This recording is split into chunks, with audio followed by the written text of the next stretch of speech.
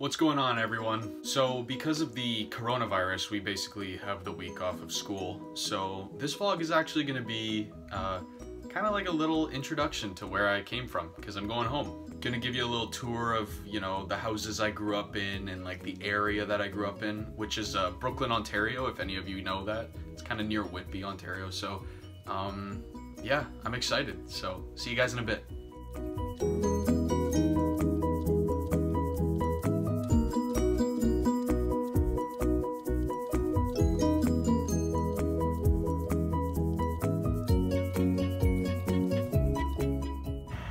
Here's my dad's house.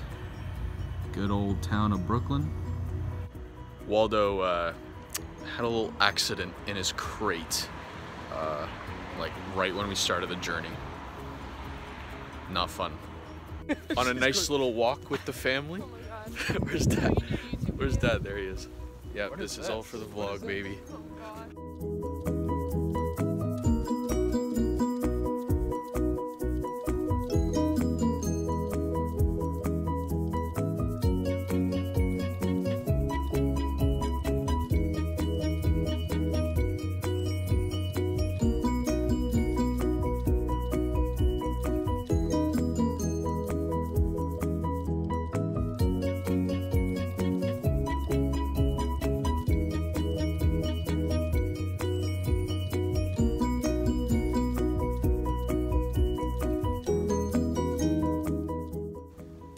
Supposed to go help my mom move some things, but how can you say no to this face?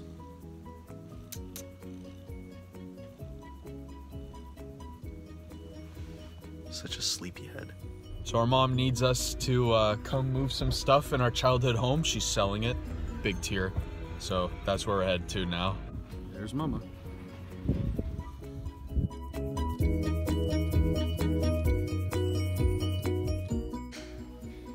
Bathroom and my old room.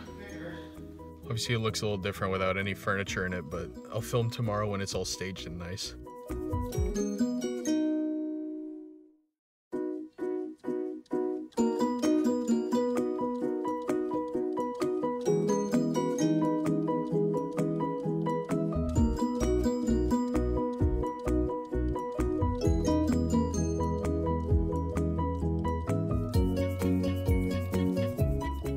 This balcony, this is kind of where we used to have pigeons up there and stuff all the time, so we had it all locked up. And like the other what was it, like a year ago, I caught a raccoon eating a bird, so kind of like our National Geographic for the day. So that was pretty cool.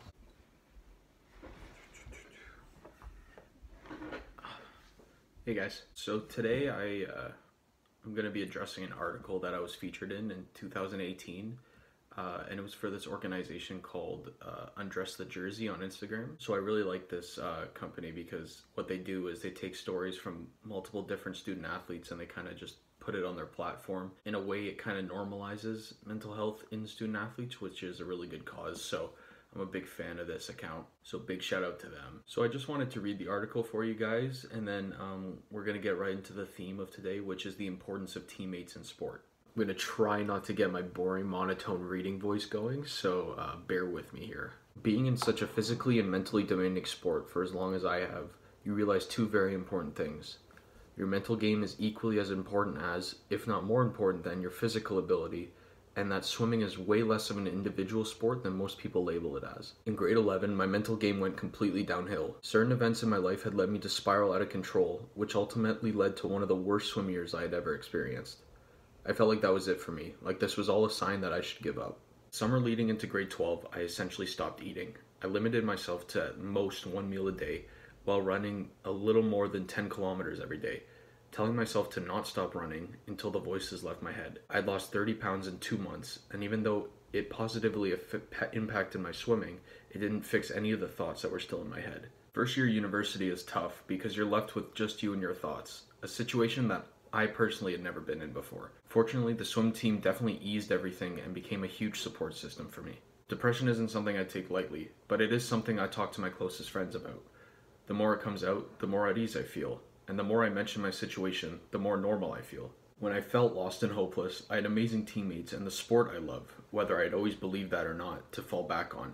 And that's something that I will always be appreciative of no matter where I end up. The personal situations I've experienced and the teammates that I've had the pleasure of swimming with leading up to this point in my career have gotten me in touch with who I really am and who I really want to be, and that alone makes this whole journey worth it. So that was my article. I really wanted to focus on this particular article this week because as I'm reading it, I realize, since 2018, a lot of things have happened. I think my first major mistake in this situation was that after this was posted, I never went to seek help. I felt like, opening up once would just do the trick. Obviously, we all know how that works out. That did not help at all. But it took me a while to realize that, I wasn't done my journey. It took me a while to realize that I still had a lot more self-healing to go. And it's just funny reading this article because, even in the article itself, I'm not opening up too much about anything, which kind of just shows my reluctance early on. But I think the main point I was trying to get at in this article for today was the importance of teammates that I found particularly. They know who they are, obviously, but I just wanted to give a quick shout out to my teammates from the University of Guelph varsity swimming. Whether or not they knew the whole story, which they didn't, but that didn't matter to them because the parts that they did know, they were super supportive about. And I was really good at hiding it, but when I was visibly struggling, it was either my closest friends on the team or even the upper years on the team that came to my support. And as a younger guy in varsity swimming, particularly in first year, that made such a difference, not only in the sport that I love, but like in my mental game as a whole.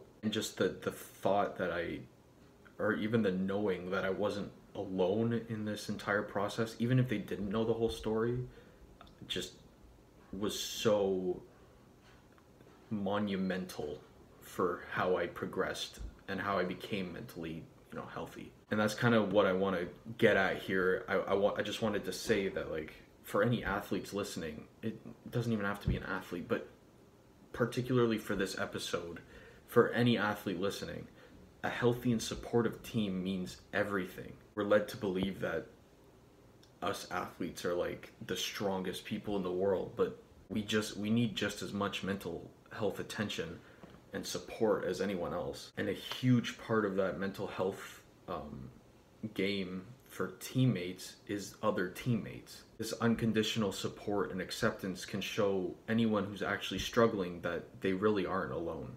There are a couple instances in my first year specifically where I remember when teammates played a huge role in how I was mentally healing. So the first one actually was before practice. I guess I was having a really tough time, adjusting to first year and being alone for the first time. I got into the locker room and there was no one there and I just started panicking. Like I had a full-blown panic attack. Couldn't breathe. My chest was really tight. I started crying, like feeling disoriented. And one of the fourth years actually walked in as this was happening, and I was scared because I didn't want the upper years to see me like that. But his first reaction was to run over and give me a hug and just to make sure I was okay and telling me like it's gonna be okay, like deep breaths. And it doesn't seem like much, but specifically as a male athlete, when you're given support like that, as opposed to, being straight up called a baby or a pussy or anything like that, it's huge. And if he hears this, like, he knows who he is. I don't want to name drop anybody, but that little 10-second moment meant the absolute world to me. In another instance, I remember we were swimming, and I don't know what exactly caused it. I think it was just a bunch of bottled up emotions. But I remember I couldn't even finish the length because the panic attack had gotten so bad. So I hung to the edge of the pool and I just started crying and shaking and freaking out. And one of the upper year girls on the team came over, stopped her practice completely, going against coach's orders, just to check up on me and make sure I was doing okay. I may not have been feeling great and the world around me may have seemed to be ending, but in that moment I felt fine because her support, kind of brought me back to earth. She kept asking me, how, like, what's going on? Are you okay? Like, make sure, deep breaths, like, calm down, it's okay. And it made a huge difference knowing that there were people there.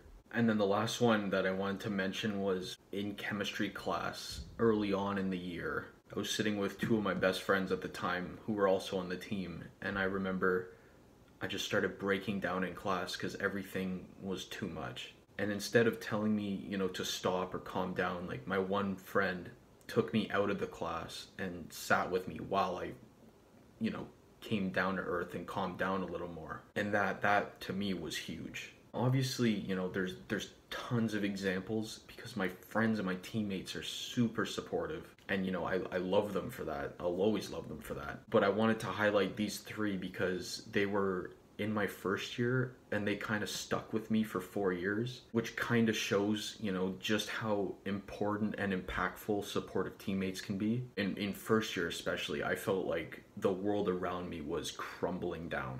But it helped every now and again knowing that I had my teammates to fall back on. And this ultimately is the point I'm trying to get at here. It doesn't matter whether you're a swimmer like I was, or, a football player, a soccer player, a baseball player, whichever sport you're in, strong and supportive teammates can make a huge change to someone's life. And I know it's talked about that, being a good teammate is, the standard, but I don't really think it's emphasized quite enough as it should be. I read this article that was written by an alum at the University of Wisconsin, and her name was Liliana Hansen. And in this article, it states that approximately 10 to 15% of student athletes will experience some sort of psychological issue that is deemed severe enough for counseling. In another study done in 2015, they found that throughout a 9-year period, suicide resulted in 7% of collegiate athlete deaths in the NCAA. And while neither of these numbers seem as terrifying as they really are, I personally believe that it's enough cause for concern. As teammates, I personally think that it's our job to make sure that every member of the team feels supported and feels, safe when they come into whether it be the gym or the pool or on the field, because you just never know what each of your teammates is going through. And just having that unconditional support, no matter what your teammates are going through, makes a huge difference for anybody that's struggling. Specifically first years who are just coming into the program and have all these other stressors on them.